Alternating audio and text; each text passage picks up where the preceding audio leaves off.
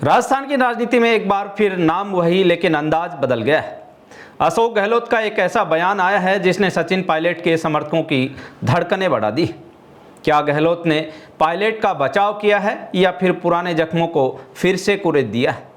BJP प्रभारी राधा मोहन दास अग्रवाल ने pilot को बहरूपिया और बाहरी कहा तो गहलोत ने पलटवार तो किया, लेकिन उस पलटवार में मानेसर कांड का जिक्र कर सियासी गलियारों में नई आग लगा दी। आखिर गहलोत ने क्यों कहा कि पायलट अब समझ गए हैं और संभल गए हैं?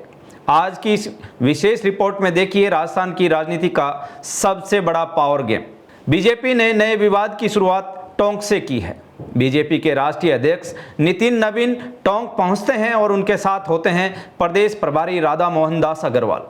अग्रवाल ने मंच से जो कहा उसने सबको चौंका दिया। उन्होंने सचिन पायलट को सीधे बहरूपिया बता दिया। अग्रवाल ने कहा टोंक में एक बहरूपिया विधायक बन गया है जो न यहाँ का रहने वाला है और न ही राजस्थान का। इसकी एक टांग कांग्रेस में है और दूसरी कहाँ, किसी को पता नहीं। बीजेपी ने साफ कर दिया कि उनका मिशन अब टोंक की चारों सीटें जीतना है और पायलट के इस दुर्ग को ढहाना है। जब बीजेपी के इस तीखे प्रहार पर पूर्व मुख्यमंत्री अशोक गहलोत से सवाल पूछा गया तो उनका जवाब किसी बम धमाके से कम नहीं था। गहलोत ने पायलट का पक्ष तो लिया, लेकिन शब्दों के चुनाव ने सबको चौंका दिया। गहलोत बोले सचिन पायलट अब समझ भी गए हैं और संभल भी गए हैं। उन्हें एहसास हो गया है कि एक बार गलती करने का क्या अंजाम होता है। दोस्तों, यहाँ गहलोत का इशारा सीधे तौर पर 2020 में उस मानेसर कांड की तरफ था जब राजस्थान सरकार गिरने की कगार पर थी।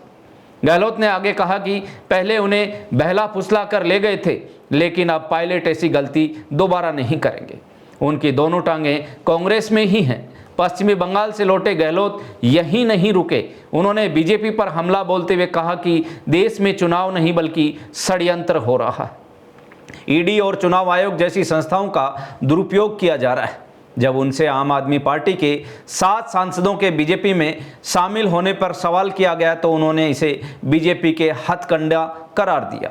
गहलोत का संदेश साफ था, देश में लोकतंत्र खतरे में है और बीजेपी किसी भी हद तक जा सकती है।